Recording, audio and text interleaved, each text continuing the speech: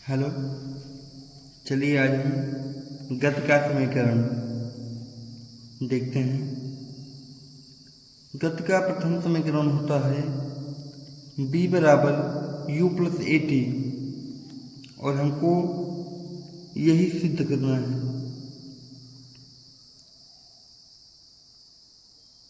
b बराबर u plus A T किसके माध्यम से? त्वरण के माध्यम से आज हम इसको सिद्ध करेंगे। चलिए देखते हैं कैसे। अच्छा, आप जानते हैं त्वरण क्या होता है?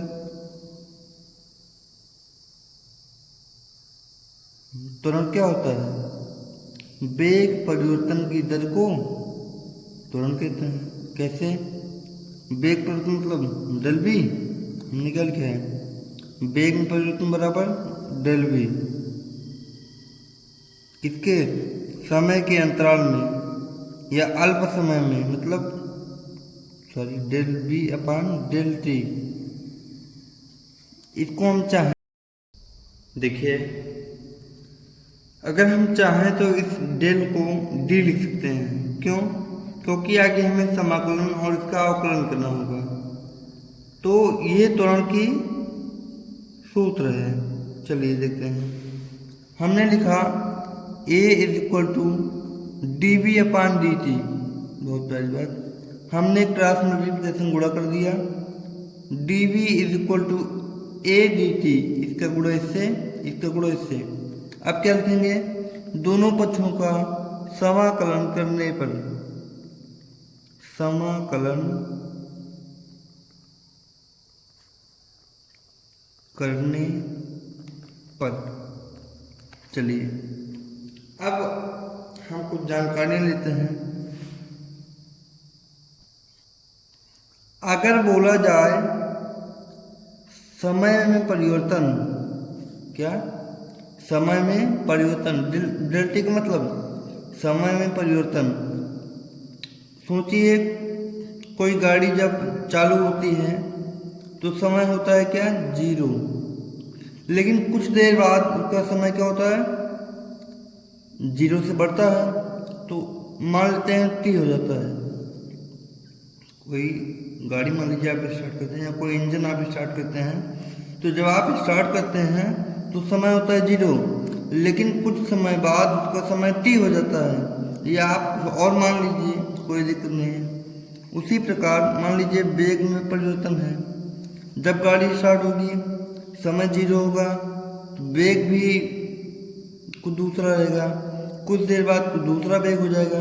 तो हम मानते हैं जब गाड़ी स्टार्ट हुई या टी 0 रहा तो वेग भी रहा।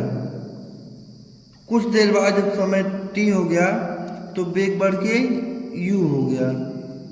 समझ रहे? कुछ समय बाद जब समय टी हो गया तो वेग यू हो गया। आइए एक समाकलन करते हैं। ये रहा समाकलन का चिन्ह। लिखा है D V is equal to A D T. बहुत बड़ी बात है। देखिए डी वी और डी टी, वी मतलब वेग। वेग में ये रहा स्टार्टिंग वेग और ये रहा अंतिम वेग। शुरुआती वेग और अंतिम वेग। शुरुआती वेग को सीधा नीचे v, और अंतिम वेग को ऊपर u। ये क्या है? ये समाकलन का चिन्ह है। ये समाकलन का चिन्ह है। और यहाँ पर क्या था? समय यहाँ 0 था तो यहाँ 0 हो जाएगा। उसके बाद समय बढ़ा t हुआ। तो हम नीचे से ऊपर जा रहे हैं, नीचे से ऊपर जा रहे हैं। हमारा समाकलन चिन्ह क्या दर्शाता है? कि हम नीचे से ऊपर जा रहे हैं। बी से यू गए, 0 से टी गए। चलिए बढ़िया है। अब हम आगे चलते हैं। ये हो जाएगा डी वी ब्रैकेट में यू से वी, हमारी रेंज है। यहाँ से यहाँ तक हम गए, वैसे यहाँ पर हो जाएगा ए बाहर आ जाएगा। क्यों? ए बाहर क्यों आएगा?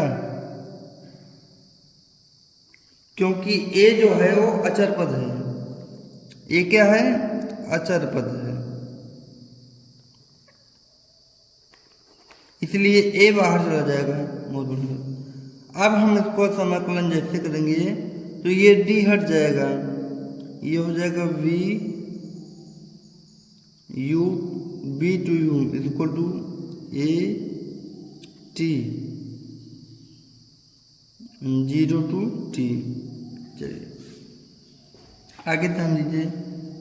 अब हम इस b के स्थान पर एक बार b रखेंगे, एक बार u।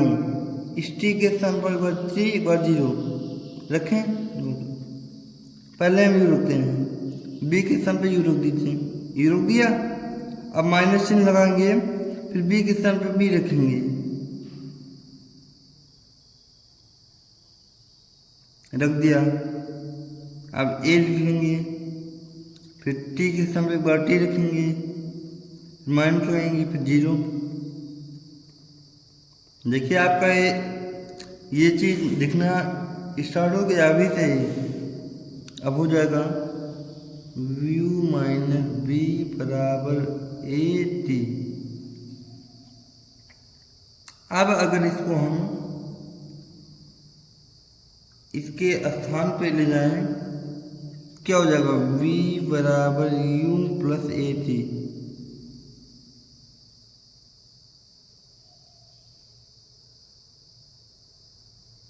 b बराबर u प्लस ए टी। और हमको सिद्ध क्या करना था? b बराबर u प्लस ए टी। इसको हमने बराबर कर दिया ना। तो आशा है कि समझ में आया होगा। धन्यवाद। अभी हमने गति का प्रथम नियम पढ़ा। अब हम एक दूसरे मेथड से वही नियम पढ़ेंगे। अभी हमने कहा आपसे कि त्वरण a बराबर वेग में परिवर्तन की दर, वेग में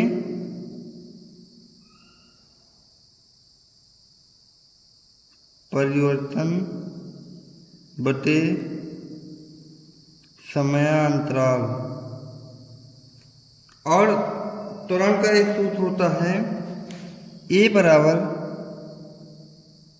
u माइनस बी अपान टी, या b minus you, b minus you बराबर बटे टी। ये सूत्र होता है त्वरण के लिए। तो यहाँ से हमको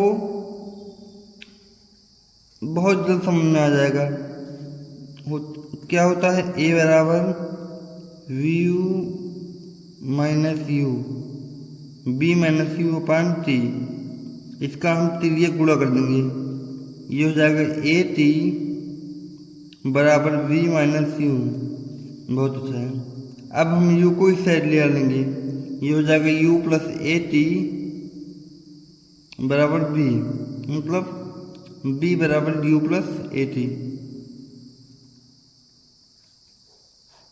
लीजिए गया। धन्यवाद।